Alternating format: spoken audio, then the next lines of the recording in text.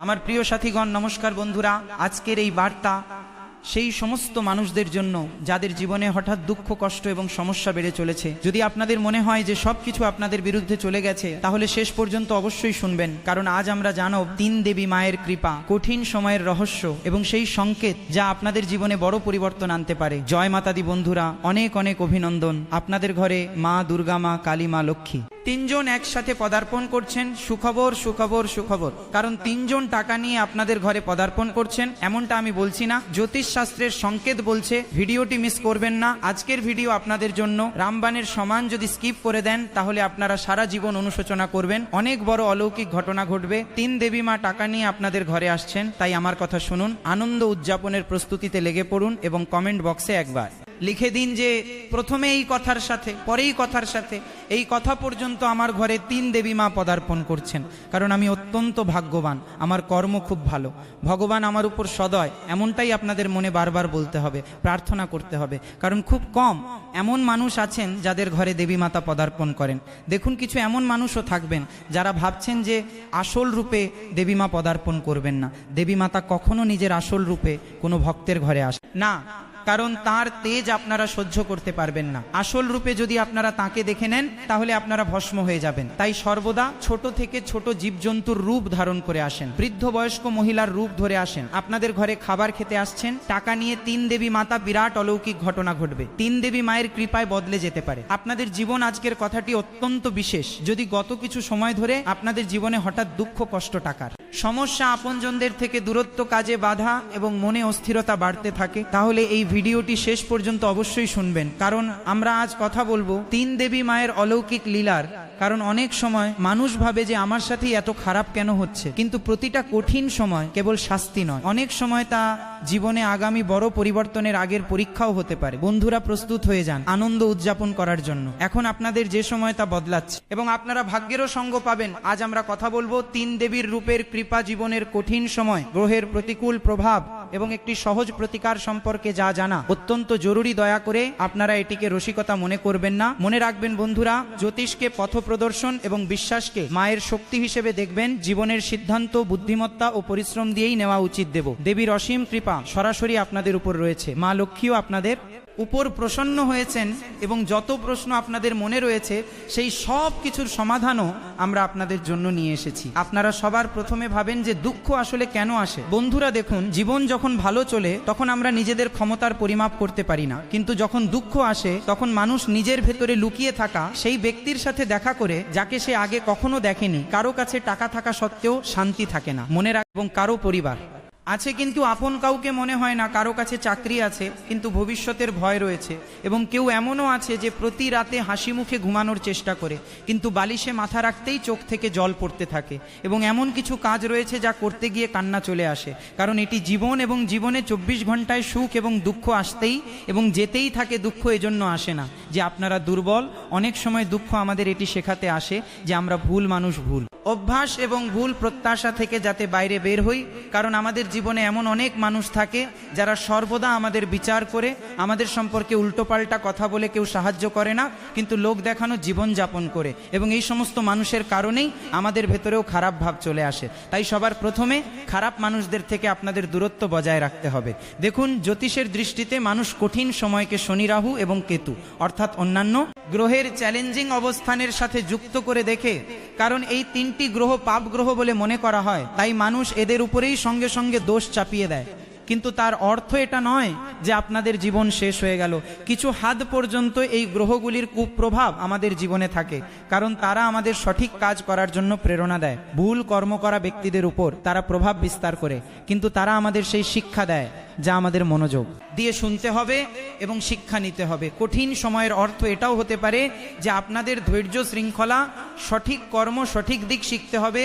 গ্রহের প্রভাব কিছু এই প্রকার আপনাদের উপর দেখা যাচ্ছে যে আপনারা যদি মনোযোগ সহকারে বোঝার চেষ্টা করেন তাহলে আপনাদের জীবন সম্পূর্ণভাবে পরিবর্তিত হতে দেখা যাবে। তো চলুন আমরা কথা বলি। প্রথম সংকেত নিয়ে দেখুন, ভগবানের বক্তব্য, দেবী মায়ের বক্তব্য হলো অন্ধকার সর্বদা সব সময়ের জন্য থাকে না, কেবল কিছু দিনের জন্য থাকে, কিছু মাসের জন্য থাকে, তো কখনো কখনো কয়েক বছরের জন্য থাকে।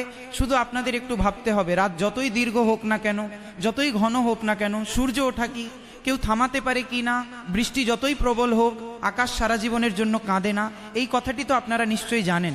এবং জীবন যতই কঠিন হোক, কিন্তু যদি মানুষের প্রত্যাশা বা আশা বেঁচে থাকে তাহলে রাস্তা আবার বেরিয়েই আসে।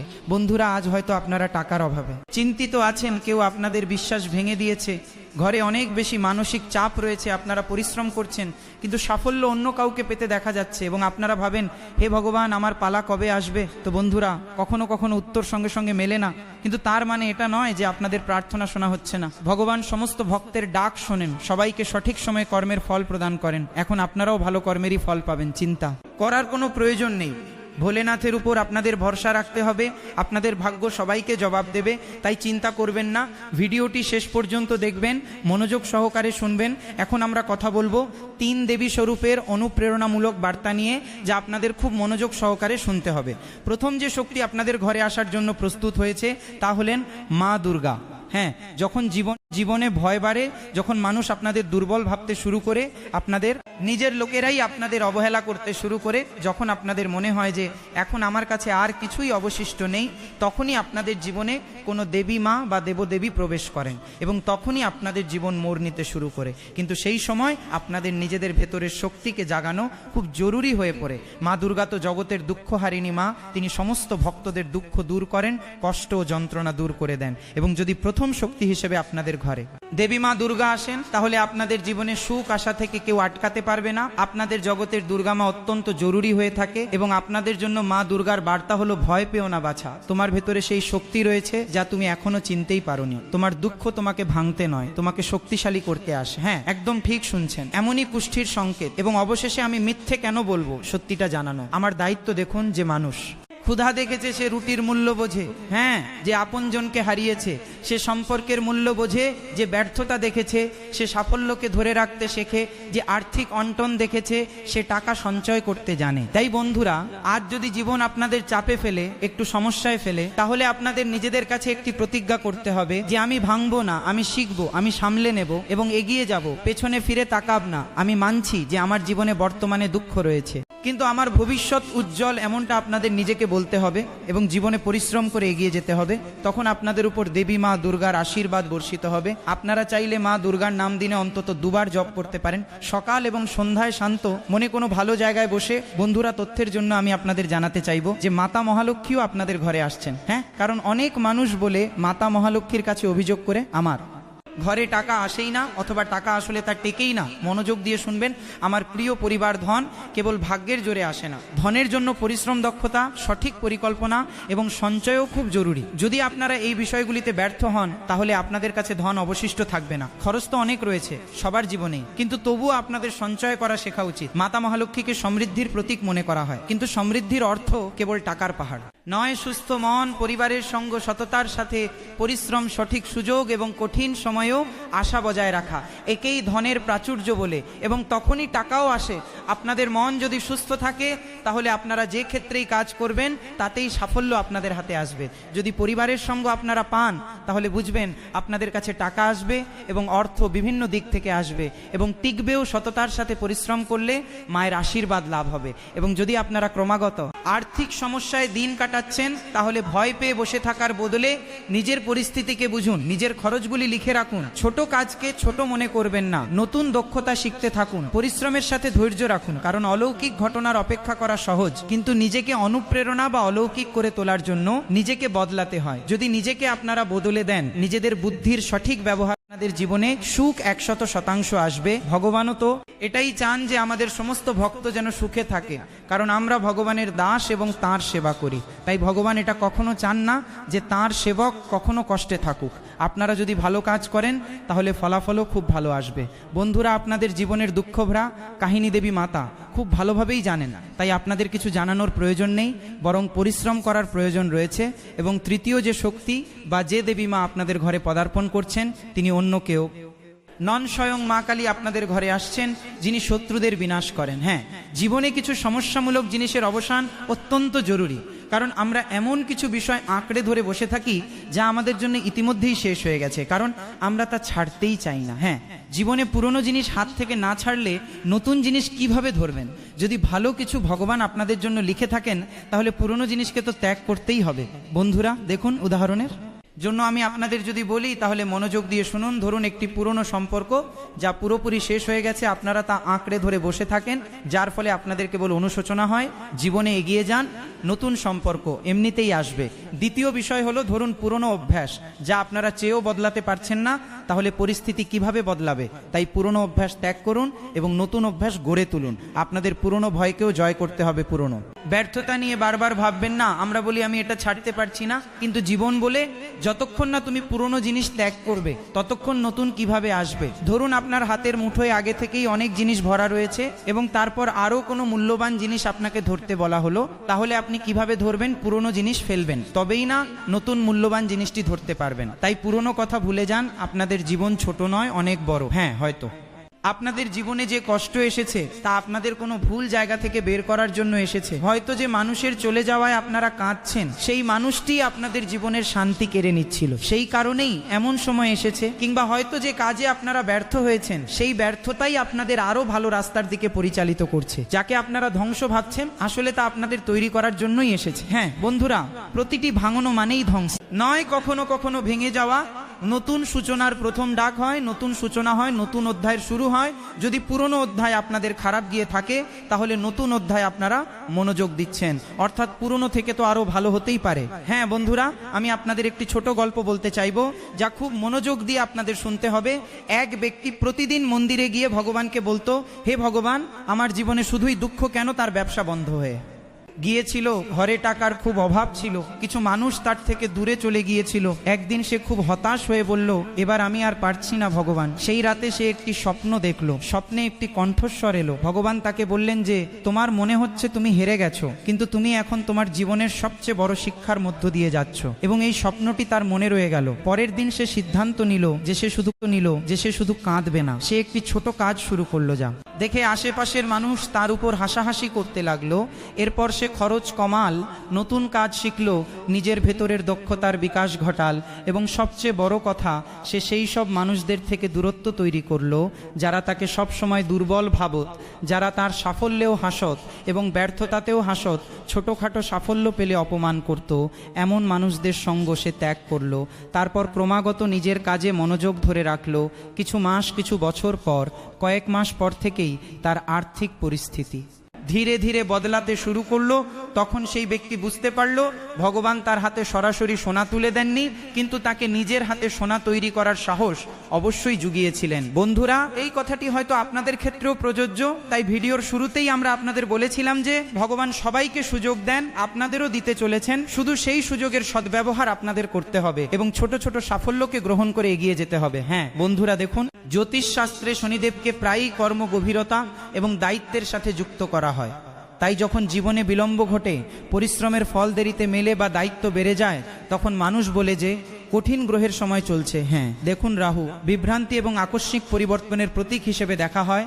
কেতুকে আধ্যাত্মিকতার খোঁজ এবং পুরনো বিষয়ের বৈরাগ্যের সাথে যুক্ত করা হয়। কিন্তু বন্ধুরা, কোনো গ্রহই আপনাদের পরিশ্রমের বিকল্প হতে পারে না। হ্যাঁ, যদি সময় কঠিন হয় তাহলে একটু বুদ্ধিমত্তার সাথে কাজ করুন। যদি মন খারাপ থাকে তাহলে বিশ্বাসযোগ্য কোনো ব্যক্তির সাথে কথা বলুন। যদি আর্থিক সমস্যা থাকে তাহলে পরিকল্পনা তৈরি করুন। যদি স্বাস্থ্যের সমস্যা থাকে তাহলে চিকিৎসকের পরামর্শ নিন। কারণ বিশ্বাস এবং কর্ম দুটো একসাথে চললেই তবেই জীবন মজবুত হয় এবং এমনিতেও আপনাদের জীবন খুব সুন্দর থাকবে।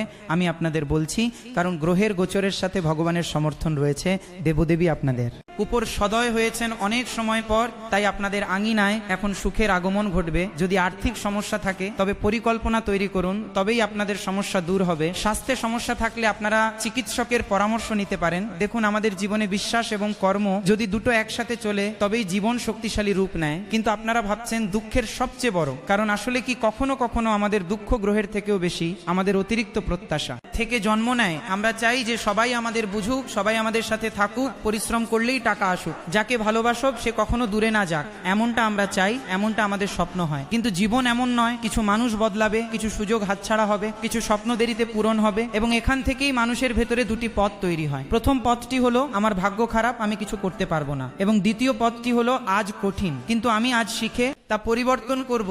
তবে একটি কথা আপনাদের সর্বদা মনে রাখা উচিত, আপনাদের কাহিনী এখনো বাকি রয়েছে, পরবর্তী পৃষ্ঠাটি নিজের হাতে লেখা এখনো বাকি রয়েছে। কিছুটা চেষ্টা করুন, আপনাদের জীবন বদলে যাবে। এবং সম্ভব হলে শুক্রবারের দিন ভালোভাবে স্নান করে তারপর মায়ের সামনে শান্ত মনে বসে আপনাদের শুধু এটুকু বলতে হবে যে মা আমাকে সঠিক পথ দেখাও, সদ্বুদ্ধি এবং পরিশ্রম করার শক্তি দাও।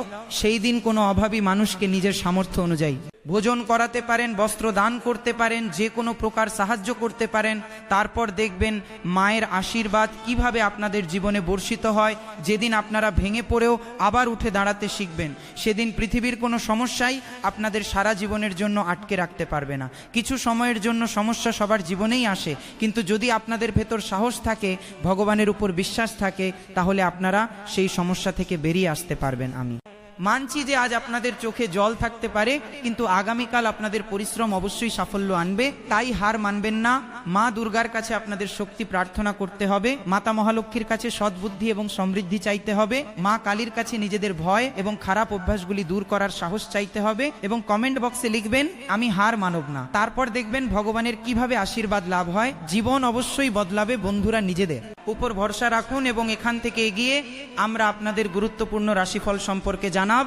যা জানা আরও বেশি গুরুত্বপূর্ণ, আপনাদের সম্মান, কর্মজীবন থেকে শুরু করে পারিবারিক জীবন, প্রতিটা বিষয় নিয়ে বলবো। তাই ভিডিওটি একেবারেই স্কিপ করবেন না এবং শুরু থেকে শেষ পর্যন্ত দেখবেন। তো চলুন জেনে নেওয়া যাক যে আজ আপনাদের রাশিফল কেমন হতে চলেছে। তো আমার প্রিয় সাথীগণ, গত কিছু সময় ধরে যে কাজের জন্য চেষ্টা করছিলেন তার থেকে ভালো ফল মিলতে পারে।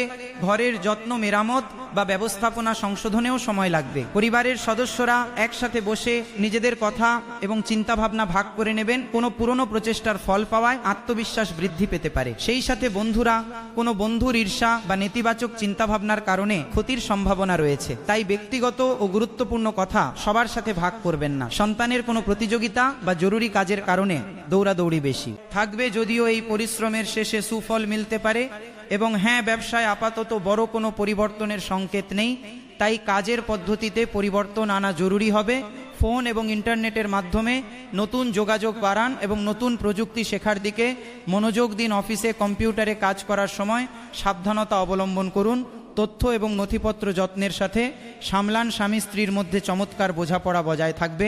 প্রেমের সম্পর্কেও ভালোবাসা এবং ঘনিষ্ঠতা বাড়তে পারে। খোলামেলা কথোপকথন সম্পর্ককে আরও সহজ রাখবে। সেই সাথে বন্ধুরা, আপনাদের স্বাস্থ্য সাধারণভাবে ভালো থাকবে। তবে পরিবারের কোনো সদস্যের স্বাস্থ্যজনিত সমস্যা হতে পারে, তাদের অবস্থাকে অবহেলা করবেন না। এবং হ্যাঁ, এই বিষয়গুলি খেয়াল রাখবেন যে আজ ভবিষ্যতের পরিকল্পনাগুলিকে বাস্তবে রূপ দেওয়ার সময় এসেছে। পরিবারে পরবর্তী পরিকল্পনা এবং নতুন সুযোগ নিয়ে আলোচনা হবে। পরিবারের প্রবীণদের দূরদর্শিতা আপনাদের সিদ্ধান্তকে সঠিক দিক দেখাতে পারে। অর্থনৈতিক দিক থেকে বিনিয়োগ বা কাজের পরিধি বাড়ানোর বিষয়ে ভাবনা চিন্তা হতে পারে। পরিবারের সহযোগিতা পাবেন। দীর্ঘ যাত্রা বা স্থান পরিবর্তনের সম্ভাবনাও তৈরি হতে পারে এবং কাজে এগিয়ে যাওয়ার ও প্রসারের নতুন পথ খুলতে পারে। ম্যানেজমেন্ট